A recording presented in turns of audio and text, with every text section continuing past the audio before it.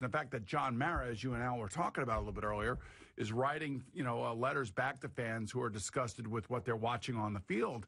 And I'll tell you what, it was really a scathing article about the Giants in general, about how we have this perception that this is this great franchise and it's a great organization and all that other stuff.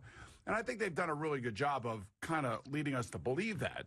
But when you look at the results and you look at, the amount of playoff wins and the amount of playoff appearances and the All-Pros and where in the case of Eli Manning, where the QB rating ranks are over the last 14 years, I mean, this guy just had at it. I mean, just lit into the New York Giants. And I was just thinking, like, it's a really, really tough time for Giant fans. My Giant fan friends, they listen to us every day. They want to hear what we have to say about, should they fire the coach? Should they fire the GM? The owner's not doing anything. He's not being proactive and getting out in front of these things and getting who he wants to be the coach. And the GM next, the Giant fans are like flat out livid at what they are watching, what they're looking at, both offensively and defensively, the fact that they can't score, the fact that they can't stop anybody. It is like at a point I can't remember for the 10 years that I've been here that it's been just this heated. Maybe in 2007, before they went on the run towards the end of the season, it was really heated because the fans wanted both Coughlin and Manning gone, if you remember that. I do remember that. Are you done? I am.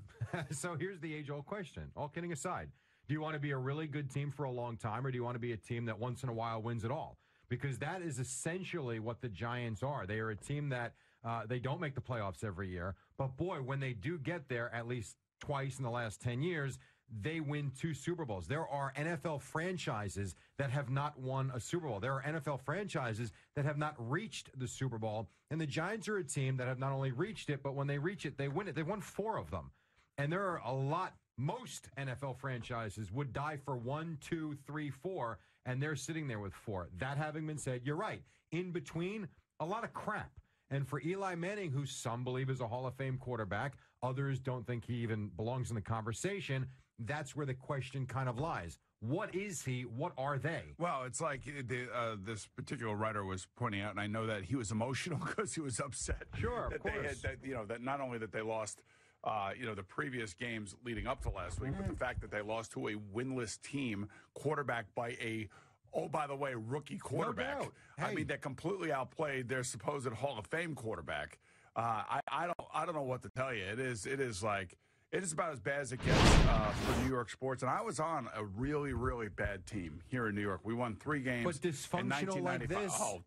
Well, I don't think people realize just how dysfunctional it was. I knew exactly how dysfunctional it was literally an hour into it.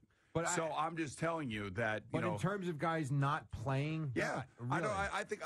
I believe that, the coaches over there, Ben McAdoo, Steve Spagnuolo, Mike Sullivan, these are lifers. These are coaching lifers. They know what it means to have success in the NFL. They also know what it means to turn on the tape, because they turn on the tape a lot.